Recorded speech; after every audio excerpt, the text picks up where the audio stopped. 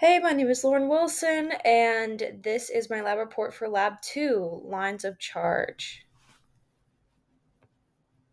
So, quick introduction and overview of this lab.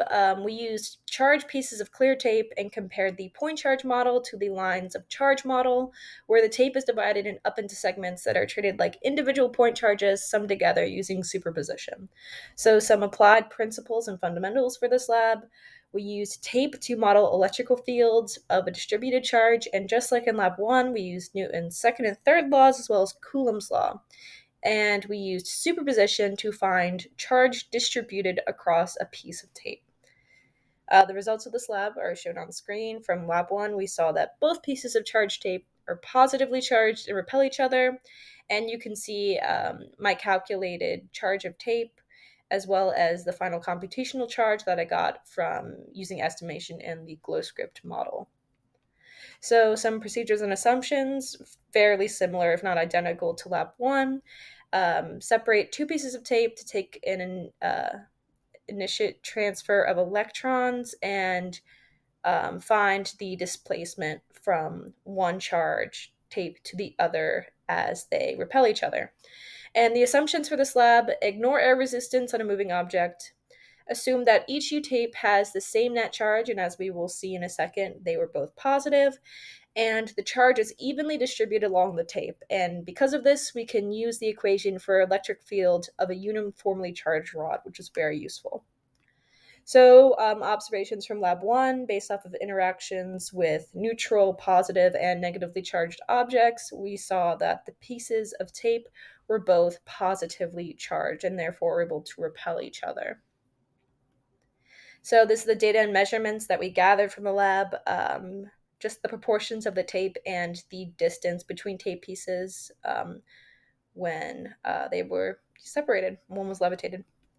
So this is the calculations. The first two are from Lab 1, just the weight due to gravity as well as the tape charge calculated as if it were a point charge.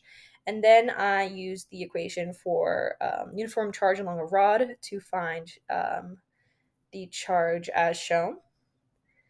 And then I put those two values, the point charge and the line charge values of Q, into the glow script model. I went through three iterations.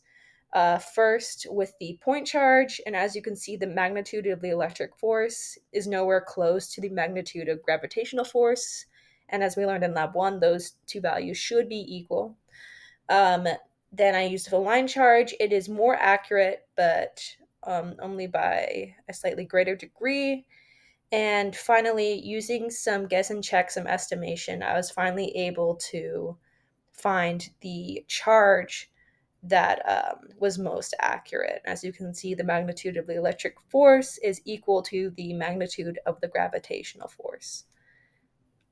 So, some questions to consider about this lab. What if you had modeled each of your tapes as a single point charge, like in the previous lab, and compare the estimated value um, from the experimental data of the point charge and the line charge model? So the differences you can see, the first value listed was the charge from the point charge model calculation, and it was off from the line charge model calculation by an order of magnitude almost close to 2.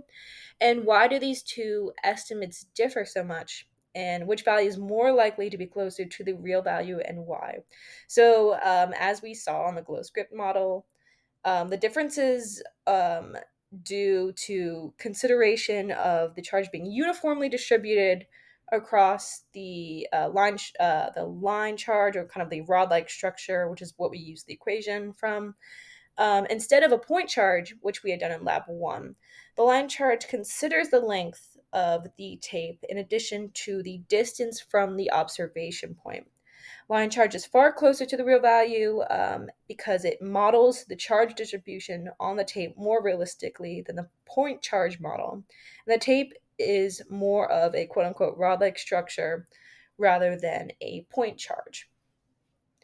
So that is all I have for you today. Thank you so much for watching.